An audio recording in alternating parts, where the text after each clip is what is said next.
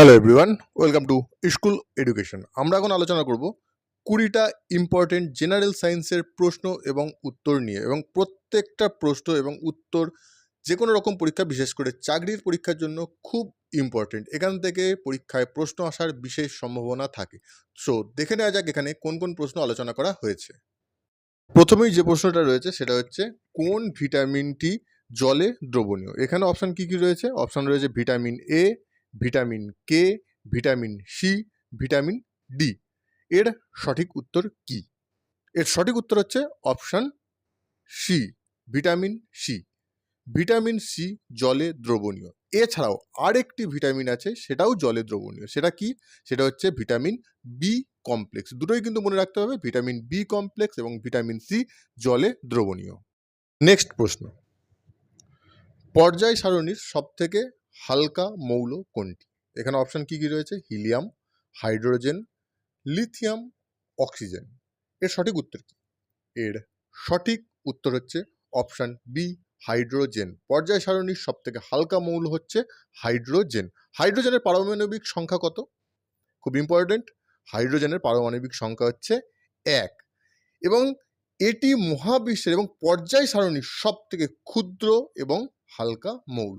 অবশ্যই এটা মনে রাখতে হবে। নেক্সট প্রশ্ন, মানুষের দেহের দীর্ঘতম হাড় কোনটি? এখানে অপশন কি কি রয়েছে? Stapes, femur, tibia, humerus. এর সঠিক উত্তর কি? খুব সহজ প্রশ্ন, আশা করি আপনারা এর সঠিক উত্তর পারবেন, আর যারা সঠিক উত্তর জানেন তারা এর মধ্যে সঠিক উত্তর করে ফেলেছেন। এর সঠিক উত্তর হচ্ছে অপশান বি, ফিমার। মানব দেহের দীর্ঘতম হাড় হচ্ছে ফিমার, এবং এই ফিমার শুধু মানব দেহের দীর্ঘতম হাড়ই নয়, সবথেকে শক্ত হাড়, সবথেকে শক্তিশালী হাড়। এখন প্রশ্ন হচ্ছে, এই ফিমার, এই যে দীর্ঘতম হাড়, এই ফিমারটা মানবদেহের কোন জায়গায় অবস্থান করে? অনেকেই এখানে ভুল করে, অনেকে ভাবে এটা হাঁটুর থেকে গোড়ালির মাঝখানে যে হাড়টা সেইটা হচ্ছে ফিমার, কিন্তু না। ফিমার হচ্ছে মানুষের উরুর হাড়, অর্থাৎ কোমরের নিচে থেকে হাঁটু পর্যন্ত যে লম্বা হাড়টা আছে সেটাই হচ্ছে ফিমার, এবং এই ফিমার হচ্ছে সবথেকে দীর্ঘতম হাড় এবং সবথেকে শক্তিশালী হাড় মানবদেহের। নেক্সট প্রশ্ন, এখানে রয়েছে আলোর প্রতিসরণের একটি প্রাকৃতিক দৃষ্টান্ত হলো। এখানে অপশান কি কি রয়েছে? অপশান রয়েছে জলে আংশিক ডোবানো লাঠি বাঁকা দেখা, অপশান বিতে রয়েছে আকাশের নীল রং, অপশান সিতে রয়েছে রামধনু, অপশান ডিতে রয়েছে আয়নার প্রতিচ্ছবি। সঠিক উত্তর কোনটা? সঠিক উত্তর হচ্ছে অপশান এ, জলে আংশিক ডোবানো লাঠি বাঁকা দেখা। অর্থাৎ আলোর প্রতিসরণের একটি প্রাকৃতিক দৃষ্টান্ত হলো জলে আংশিক ডোবানো লাঠি বাঁকা দেখা। এখন ঘটনা হচ্ছে, এর কারণ কি? এর কারণ হচ্ছে, আলো যখন এক মাধ্যম থেকে অন্য মাধ্যমে প্রবেশ করে, একটা মাধ্যম থেকে অন্য মাধ্যমে প্রবেশ করে, তখন তার গতির দিক পরিবর্তন হয়, আর একেই বলা হয় আলোর প্রতিসরণ। এবং যেহেতু একটা মাধ্যম থেকে জলের মধ্যে আলোর গতির দিক পরিবর্তন হচ্ছে, সুতরাং প্রতিসরণের কারণে জলে যে লাঠিটি আংশিক ডোবানো রয়েছে সেই লাঠিটিকে বাঁকা দেখায়। নেক্সট প্রশ্ন, শব্দের বেগ নিচের কোন মাধ্যমে সবচেয়ে বেশি? এখানে অপশান কি কি রয়েছে? জল, লোহা, বায়ু, শূন্যস্থান। এর সঠিক উত্তর কি? এর সঠিক উত্তর হচ্ছে অপশান বি, অপশান বি, অর্থাৎ শব্দের বেগ লোহায় সব থেকে বেশি। এর কারণ কি? শব্দ কঠিন মাধ্যমে, বিশেষ করে স্থিতিস্থাপক মাধ্যমে দ্রুততম বেগে ভ্রমণ করে, এই কারণেই লোহায় শব্দের বেগ সব থেকে বেশি। পরবর্তী প্রশ্ন, কোষের শক্তিঘর অর্থাৎ পাওয়ার হাউস কাকে বলা হয়? এখানে অপশান কি কি রয়েছে? Mitochondria, lysosome, ribosome, Golgi body. এর সঠিক উত্তর কি? এর সঠিক উত্তর হচ্ছে অপশান এ, মাইটোকন্ড্রিয়া। অর্থাৎ কোষের শক্তিঘর বা পাওয়ার হাউস বলা হয় মাইটোকন্ড্রিয়াকে। কারণ কোষের শ্বসন প্রক্রিয়া এখানে ঘটে এবং এটিপি রূপে শক্তি উৎপন্ন হয়, এই কারণেই মাইটোকন্ড্রিয়াকে কোষের শক্তিঘর বা পাওয়ার হাউস বলা হয়। পরবর্তী প্রশ্ন, পেন্সিলের শীষ তৈরিতে কি ব্যবহৃত হয়? এখানে অপশান কি কি রয়েছে? গ্রাফাইট, সিলিকন, কয়লা, সীসা। এর সঠিক উত্তর খুব সহজ প্রশ্ন, আশা করি অনেকেরই জানা। এর সঠিক উত্তর হচ্ছে অপশান এ, গ্রাফাইট। পেন্সিলের শীষ তৈরিতে ব্যবহৃত হয় গ্রাফাইট। এখন প্রশ্ন হচ্ছে গ্রাফাইট কেন ব্যবহৃত হয়? গ্রাফাইট হচ্ছে নরম এবং পিচ্ছিল। এই কারণে গ্রাফাইট খুব সহজেই কাগজের উপর দাগ কাটতে পারে। এই কারণেই পেন্সিলে গ্রাফাইট ব্যবহার করা হয়। পরবর্তী প্রশ্ন, মরিচা ধরা থেকে বাঁচাতে লোহার উপর কিসের প্রলেপ দেওয়া হয়? এখানে অপশন কি রয়েছে? অপশন এতে রয়েছে অ্যালুমিনিয়াম, অপশন বিতে রয়েছে দস্তা, অপশন সিতে রয়েছে তামা, অপশন ডিতে রয়েছে টিন।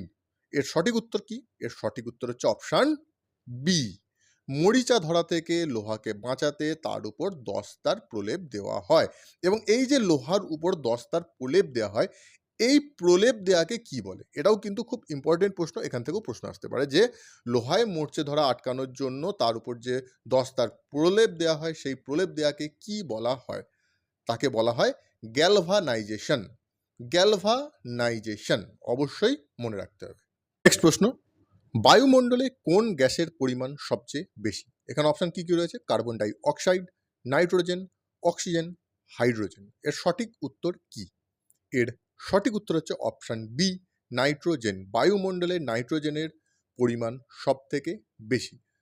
এখন প্রশ্ন হচ্ছে মোটামুটি কত শতাংশ নাইট্রোজেন বায়ুমণ্ডলে আছে? আসতেই পারে পরীক্ষায়। অ্যাপ্রক্স ৭৬% নাইট্রোজেন বায়ুমণ্ডলে অবস্থিত।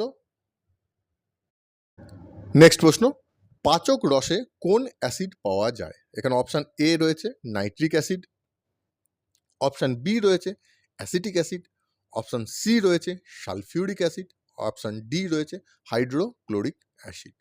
এর সঠিক উত্তর কি? এর সঠিক উত্তর হচ্ছে অপশন ডি, হাইড্রোক্লোরিক অ্যাসিড। পাচক রসে হাইড্রোক্লোরিক অ্যাসিড পাওয়া যায়। এই হাইড্রোক্লোরিক অ্যাসিড পাকস্থলিতে ক্ষরিত হয়, যার ফলে আমরা যে খাদ্য গ্রহণ করি সেই খাদ্য হজম হয় এবং যদি কোনো রকম জীবাণু থাকে সেই জীবাণু ধ্বংস হয়। আপনারা এখনও পর্যন্ত যদি আমাদের এই স্কুল এডুকেশন চ্যানেল সাবস্ক্রাইব না করে থাকেন তো অবশ্যই সাবস্ক্রাইব করে নিন। এখানে এরকম ধরনের প্রচুর ইম্পর্টেন্ট ভিডিও দেওয়া হয় যেগুলো আপনাদের পরীক্ষার জন্য, বিশেষ করে চাকরির পরীক্ষার জন্য খুব ইম্পর্টেন্ট। সো এখনও পর্যন্ত আপনারা যদি এই চ্যানেল সাবস্ক্রাইব না করে থাকেন অবশ্যই সাবস্ক্রাইব করে নিন। নেক্সট প্রশ্ন, নিচের কোনটি একটি গ্রিন হাউস গ্যাস নয়? এখানে ভালো করে দেখবেন, এখানে কিন্তু গ্রিন হাউস গ্যাস নয় বলা হয়েছে, এমন বলা হয়নি যে এখানে কোনটি গ্রিন হাউস গ্যাস। অনেক সময় পরীক্ষায় স্টুডেন্টরা এইগুলো মিস করে যায় যে কোনটা নেগেটিভে উত্তর চেয়েছে, কোনটা পজিটিভে উত্তর চেয়েছে, এবং এটা তাড়াহুড়ো করতে গিয়ে সবসময় স্টুডেন্টরা ভুল উত্তর দিয়ে চলে আসে।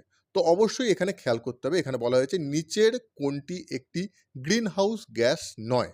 এখানে অপশান কি কি আছে? অপশান এতে রয়েছে নাইট্রাস অক্সাইড, অপশান বিতে রয়েছে কার্বন ডাই অক্সাইড, অপশান সিতে রয়েছে অক্সিজেন, অপশান ডিতে রয়েছে মিথেন। এর সঠিক উত্তর কি? ভালো মতনই বোঝা যাচ্ছে carbon dioxide, methane, nitrous oxide greenhouse gas. সুতরাং গ্রিন হাউস গ্যাস নয় কোনটি? Oxygen. Oxygen greenhouse gas নয়। অক্সিজেন, এবং এখান থেকে মনে রাখবেন অক্সিজেন এবং নাইট্রোজেন এই গ্যাস দুটি কিন্তু গ্রিন হাউস গ্যাস হিসাবে কাজ করে না। পরবর্তী প্রশ্ন, শুষ্ক বরফ বা ড্রাই আইস আসলে কি? এখানে অপশন কি কি রয়েছে? অপশন এতে রয়েছে কঠিন নাইট্রোজেন, অপশন বিতে রয়েছে কার্বন ডাই অক্সাইড, অপশন সিতে রয়েছে বরফ ও নুন, অপশন ডিতে রয়েছে তরল হাইড্রোজেন। এর সঠিক উত্তর কি? এর সঠিক উত্তর হচ্ছে option B, carbon die oxide. শুষ্ক বরফ বা ড্রাই আইস আসলে হচ্ছে কার্বন ডাই অক্সাইড। এই কার্বন ডাই অক্সাইডকে যখন উচ্চ চাপে, অত্যাধিক চাপ প্রয়োগ করে এবং নিম্ন তাপমাত্রায় তার তাপমাত্রা কমিয়ে এনে তাকে জমাটবদ্ধ করা হয়, তখনই সেই কার্বন ডাই অক্সাইড শুষ্ক বরফে পরিণত হয়। আমরা খুব সহজেই শুষ্ক বরফ কোথায় দেখতে পাই? শুষ্ক বরফ দেখতে হলে আপনারা দেখবেন বিভিন্ন শপিং মলে, বিভিন্ন অফিস বিল্ডিংয়ে যে কার্বন ডাই অক্সাইড এক্সটিংগুইশার থাকে, সেই এক্সটিংগুইশারের ভিতরে কি থাকে? কার্বন ডাই অক্সাইড, যেটা আগুন নেভাতে সাহায্য করে। আপনারা যদি কখনো সেই কার্বন ডাই অক্সাইড এক্সটিংগুইশার একবারে চালিয়ে দেন, অ্যাকচুয়ালি CO2 এক্সটিংগুইশার আগুন নেভানোর সময় 4 সেকেন্ড অন 4 সেকেন্ড অফ এইভাবে কিন্তু আগুন নেভাতে হয়। কিন্তু আপনি যদি নবটা ওপেন করে দেন একদম লং টাইমের জন্য, কন্টিনিউ ওপেন করে দেন, তাহলে দেখবেন এক্সটিংগুইশার থেকে তখন CO2 গ্যাস বেরোচ্ছে না, কারণ সে গ্যাস ফর্ম করতে পারছে না, এত স্পিডে বেরোচ্ছে। তখন সেখান থেকে ড্রাই আইস বেরিয়ে আসে, সাদা সাদা ড্রাই আইস বেরিয়ে আসে, এবং সেটি হচ্ছে কার্বন ডাই অক্সাইডেরই বরফের ফর্ম। পরবর্তী প্রশ্ন, রক্তের গ্রুপ কে আবিষ্কার করেন? এখানে অপশান কি কি রয়েছে? Louis Pasteur, William Harvey, Alexander Fleming, Karl Landsteiner. এর সঠিক উত্তর কি? এর সঠিক উত্তর হচ্ছে অপশান ডি, কার্ল ল্যান্ডস্টেইনার। রক্তের গ্রুপ আবিষ্কার করেন কার্ল ল্যান্ডস্টেইনার। এখন প্রশ্ন হচ্ছে, তিনি কত সালে এই রক্তের গ্রুপ আবিষ্কার করেছিলেন? সালটা অবশ্যই মনে রাখতে হবে, 1901 সাল। যদিও খুব ইম্পর্টেন্ট না, কিন্তু উপরে উপরে মনে রাখতে পারেন যে 1901 সালে তিনি রক্তের গ্রুপ আবিষ্কার করেছিলেন। এবং তিনি কি কি গ্রুপ ভাগ করেছিলেন, এই রক্তের গ্রুপকে কি কি ভাগে ভাগ করেছিলেন, সেই ভাগটাও অবশ্যই মনে রাখতে হবে। এ, বি এবং ও। 1901 সালে কার্ল ল্যান্ডস্টেইনার এ, বি এবং ও এই তিনটি ভাগে রক্তের গ্রুপকে ভাগ করেছিলেন। পরবর্তী প্রশ্ন, আলোকবর্ষ কিসের একক? এখানে অপশান কি কি রয়েছে? সময়, দূরত্ব, গতিবেগ, আলোর তীব্রতা। এর সঠিক উত্তর কি? খুব সহজ প্রশ্ন, আশা করি সবাই পারছেন। এর সঠিক উত্তর হচ্ছে অপশান বি, দূরত্ব। আলোকবর্ষ হচ্ছে দূরত্বের একক। আমরা দূরত্ব মাপার জন্য আলোকবর্ষ কোথায় ব্যবহার করি? আমরা যখন দূরত্ব মাপি, আলোকবর্ষ ব্যবহার করি অনেক বড় দূরত্ব মাপার জন্য। অর্থাৎ গ্যালাক্সিতে দেখা গেল একটা গ্যালাক্সি থেকে আরেকটা গ্যালাক্সির দূরত্ব, বা একটা নক্ষত্র থেকে আরেকটা নক্ষত্রের দূরত্ব যখন বিশাল দূরত্ব মাপা হয়, তখন আলোকবর্ষ দিয়ে মাপা হয়, কারণ সেখানে কিলোমিটার, মিটার এইসব হিসাব ইম্পসিবল মাপা। তো সেই জন্য বৃহত্তর দূরত্ব মাপার জন্য আমরা ব্যবহার করি আলোকবর্ষ। নেক্সট প্রশ্ন, খুব ইম্পর্টেন্ট প্রশ্ন, বহু পরীক্ষায় এসছে এই প্রশ্ন। লাফিং গ্যাস এর রাসায়নিক নাম কি? এখানে অপশান কি কি রয়েছে? অপশান এ রয়েছে নাইট্রাস অক্সাইড, অপশান বি রয়েছে nitrogen die oxide, option C রয়েছে নাইট্রিস অক্সাইড এবং অপশান ডিতে রয়েছে নাইট্রোজেন পেন্টা অক্সাইড। এর সঠিক উত্তর কি? দেখুন, অপশানগুলো খুব কাছাকাছি। যদি আপনারা জাস্ট একবার পড়ে মনে রাখেন, ভাববেন যে আমি হ্যাঁ ওখানে মনে পড়ে যাবে, সেরকম কিন্তু করতে গেলে এখানে কিন্তু এই অপশানগুলো দেখে আপনি কিন্তু কনফিউজ হয়ে যাবেন। আপনাকে সঠিকটা জানতে হবে।